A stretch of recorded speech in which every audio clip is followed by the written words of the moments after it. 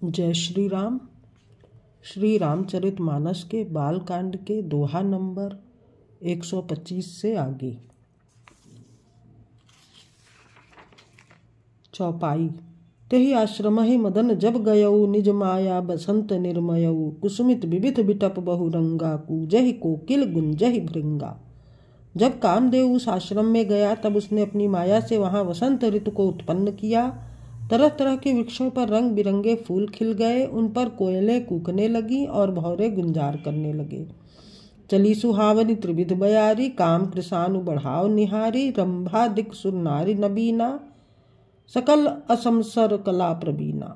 कामाग्नि को भड़काने वाली 3 प्रकार की शीतल मंद और सुगंध सुहावनी हवा चलने लगी।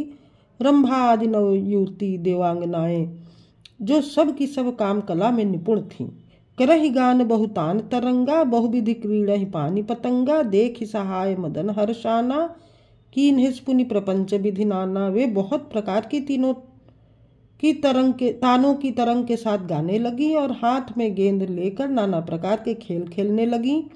कामदेव अपने इन सहायकों को देखकर बहुत प्रसन्न हुआ और फिर उसने नाना प्रकार के माया जाल किए। काम कला कुछ मुनि न व्यापी, निज भय डरे मनोभव पापी, सीम की चापी सकई को उतासु, बड़ रखवार रमापति जासु। परंतु कामदेव की कोई भी कला मुनि पर असर न कर सकी। तब तो पापी कामदेव अपने ही नाश के भय से डर गया। लक्ष्मीपति भगवान जिसके बड़े रक्षक हों, भला उसकी सीमा मर्यादा को कोई दबा सकता है।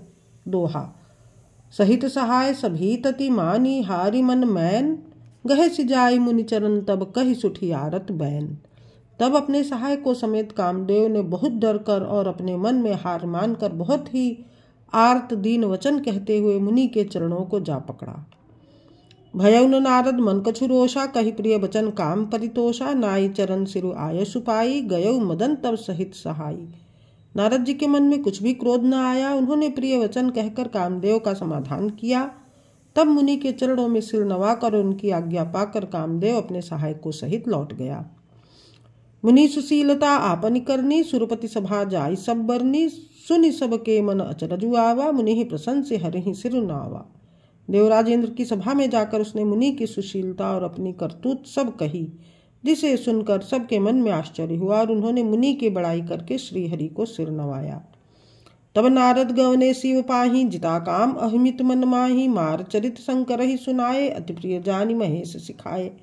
तब नारद जी शिव जी के पास गए। उनके मन में इस बात का अहंकार हो गया कि हमने कामदेव को जीत लिया। उन्होंने कामदेव के चरित्र शिव जी को सुनाए और महादेव जी ने उन नारद जी को अत्यंत प्रिय जानकर इस प्रकार कहा, शिक्षा दी। बार बार बिनवो मुनि तोहि, जिमि यह कथा सुनायऊ मोहि, तिमि जनि हरि ही सुनावहु कबहूँ, चलेहु प्रसंग दुरायहु तबहूँ। हे मुनि, मैं तुमसे बार बार विनती करता हूँ कि जिस तरह यह कथा तुमने मुझसे सुनाई है, उस तरह भगवान श्री हरि को कभी मत सुनाना। चर्चा भी चले तब भी इसको छुपा जाना। दोहा। शंभु दीन उपदेश हित नहीं, नारदहि सुहान, भरद्वाज कौतुक सुनो हरि इच्छा बलवान। यद्यपि शिवजी ने यह हित की शिक्षा दी, पर नारद जी को वह अच्छी न लगी। हे भरद्वाज, अब कौतुक तमाशा सुनो, हरि की इच्छा बड़ी बलवान है।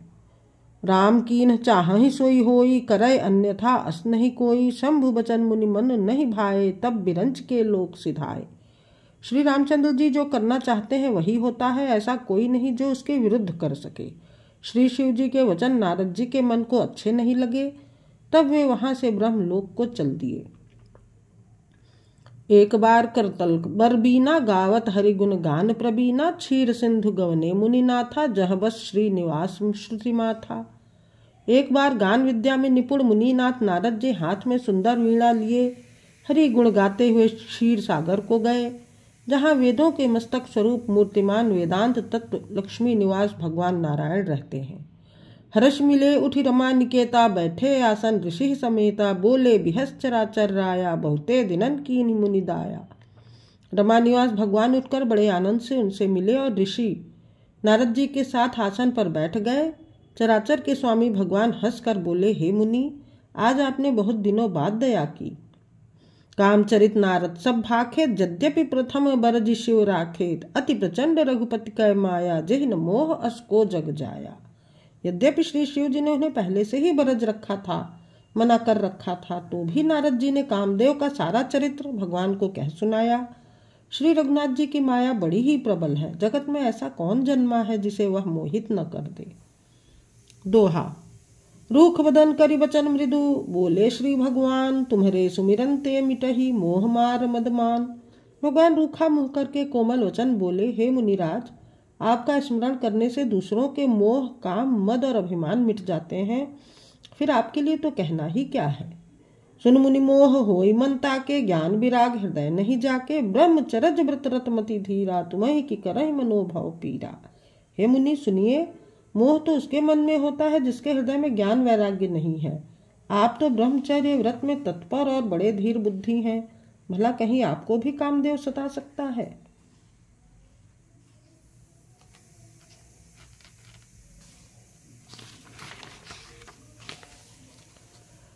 नारद कहु सहित अभिमाना, कृपा तुम्हार सकल भगवाना, करुणा निधि मन देख विचारी, उर अंकुरे गर्भ तरु भारी। नारद जी ने अभिमान के साथ कहा, भगवान यह सब आपकी कृपा है। करुणा निधान भगवान ने मन में विचार कर देखा कि इनके मन में गरों के भारी वृक्ष का अंकुर पैदा हो गया है।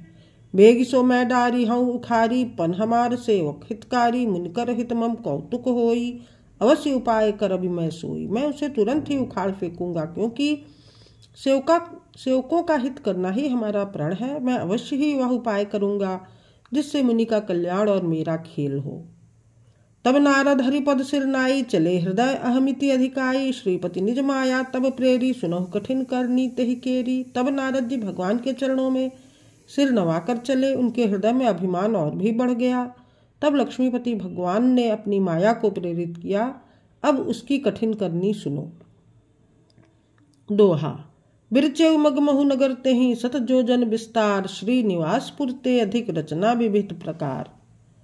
उस हरि माया ने रास्ते में 100 योजन 400 कोस का एक नगर रचा। उस नगर की भांति भांति की रचनाएं लक्ष्मी निवास भगवान विष्णु के नगर वैकुंठ से भी अधिक सुंदर थीं। बसहि नगर सुंदर नर नारी, जनु बहु मन सिज रति तनुधारी, तेहि पुर बसई शील निधि राजा, अगणित है गए सेन समाजा। उस नगर में ऐसे सुंदर नर नारी बसते थे मानो बहुत से कामदेव और उसकी स्त्री रति ही मनुष्य शरीर धारण किए हुए हों। उस नगर में शील निधि नाम का राजा रहता था, जिसके यहाँ असंख्य घोड़े, हाथी और सेना के समूह टुकड़ियां थे। सतसुरेश सम विभव विलासा, रूप तेज बल नीति निवासा, विश्व मोहिनी तासु कुमारी, श्री विमोह जसु रूप निहारी।